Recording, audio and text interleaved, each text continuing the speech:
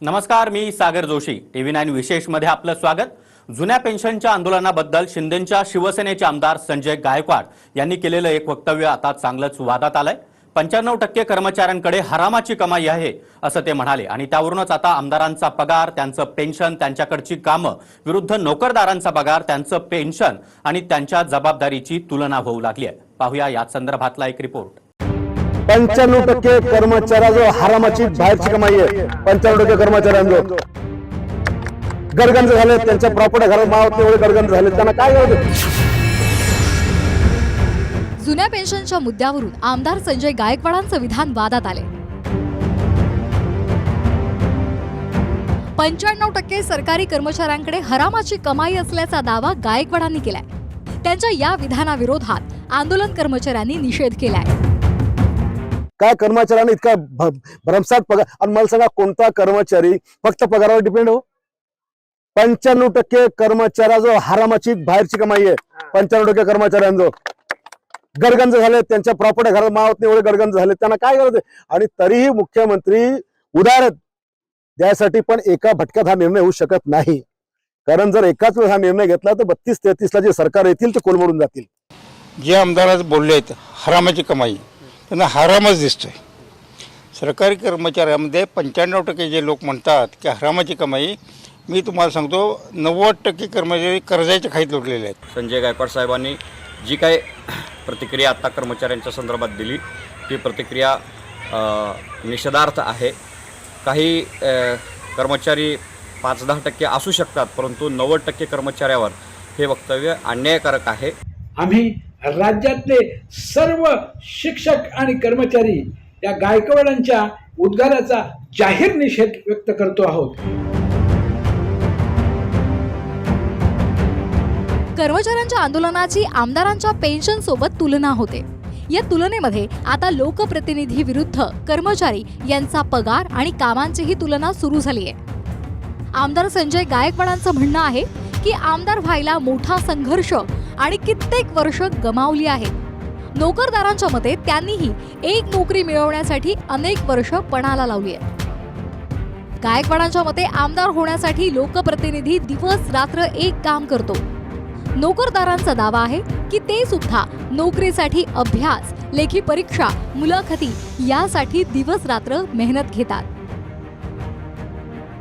गायकवाड म्हणतायत की आम्हाला मतदारसंघात विकासाबरोबरच शिवजयंती, क्रिकेटचं बक्षीस, फुटबॉलचं बक्षीस, आमदार करंडक, काल्याचे कीर्तन, सप्ताह, गणपती, नवरात्र यासाठीही देणग्या द्याव्या लागतात. आंदोलक शिक्षक म्हणतायत की आम्हाला मुलांना शिकवण्याऐवजी निवडणुका पार पाडणं, मतदार याद्या बनवणं, त्याचबरोबर पशु सर्वेक्षण, जनगणना सर्वेक्षण, शौचालय सर्वेक्षण, पोषण आहार सर्वेक्षण, पोषण आहाराचा हिशेब अशी 151 कामं करावी लागतायत. आमदार गायकवाड म्हणतायत की अडीअडचणीला आम्ही 24 तास उपलब्ध असतो. कर्मचाऱ्याप्रमाणेच घड्याळाच्या काट्यावर नोकरी करत नाही. यावर आरोग्य कर्मचाऱ्यांचं म्हणणं आहे की महापूर, भूकंपावेळी आरोग्य कर्मचारीही 24 तास राबतो, तेव्हा लोकप्रतिनिधी फक्त धावता दौरा करून निघून जातात. आमदार गायकवाडांचं म्हणणं आहे की सरकारी कर्मचारी 6 दिवसांच्या कामाला 6 महिने लावतात आणि त्यावर आंदोलक कर्मचारी म्हणतायत की अनेक लोकप्रतिनिधी सुद्धा 15-15 वर्ष एकाच आश्वासनावर निवडणुका लढवतात. आमदार व्हायला 30 वर्ष आम्ही तसे गमवले. किती वर्ष गमवले? 30 वर्ष संघर्ष केला. आणि आमदाराचा समजा पगार बी असेल, समजा 1,82,000 पगार आहे. आमचा खर्च महिन्याचा 5 लाख आहे. आम्हाला शिवजयंती, गणपती, नवरात्री, क्रिकेटचं बक्षीस, फुटबॉलचं बक्षीस, 4-4 PAचं बक्षीस, ऑपरेटरचं बक्षीस, कारल्याचा चहा पाणी, महिन्याचं लाखाभराचं डिझेल. सरकारी कर्मचारी काय सजासजी सेवेमध्ये येत नाही. ही जी मुलं आहेत ही 10-10 वर्ष MPSCचा स्पर्धा परीक्षेचा अभ्यास करतात आणि त्यामुळे कुणीही त्यांना नावं ठेवण्याचा प्रयत्न करू नये. सत्ताधाऱ्यांचा जो भ्रम आहे, भ्रमाचा भोपळा फुटल्याशिवाय राहणार नाही 2024 साली. म्हणून आमदारांची खासदारची तुलना तुम्ही स्वतः करू नका. आमदारची संख्या किती आहे राज्यात? 288. रिटायरमेंट किती असतील? 500 असतील. आणि तुम्ही किती आहे? 20-25 लाख. 25 लाखाचा खर्च, 5,000चा खर्च, 500चा खर्च. तुलना करता का तुम्ही त्याची? होऊ शकते का? आणि आमच्या कामात तुलना करता का? आमदारांच्या पेन्शनवर अब्जावधी रुपये खर्च होतात. त्यांनी सांगावं आम्हाला आमदारांच्या पेन्शनवर किती खर्च होते, आम्ही तुम्हाला दाखवून देतो की आमच्या पेन्शनवर किती खर्च होते, पगारावर किती खर्च होते. मग आमचा दावा आहे 80% खर्च जातोय कुठं. आमदारांनी जाहीर करावं, ते आकडेवारी जाहीर करावे. आम्ही आकडेवारी जाहीर करायला तयार आहे, कारण आमचेच भाऊबंद मंत्रालयामध्ये आहेत.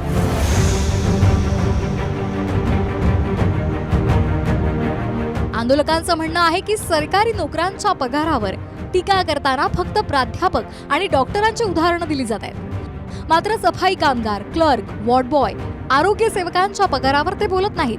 इकडे आमदार म्हणतात की लाखो बेरोजगार तरुण अर्ध्या पगारावर नोकरी करायला तयार असताना नोकरदार पेन्शनसाठी अडून बसलेत. कर्मचाऱ्यांच्या पेन्शनवर जो विचार होईल तो होईल. मात्र जर गुजरात राज्यात एकाही आमदाराला पेन्शन मिळत नसेल तर तिथल्या आमदारांची स्थिती व्यवस्थित असेल. तर तो कित्ता महाराष्ट्रानं का गिरवू नये? जर नवी पेन्शन योग्य आहे तर ती पेन्शन आमदारांनाही लागू करा, अशी मागणी आता काही कर्मचाऱ्यांनी केली.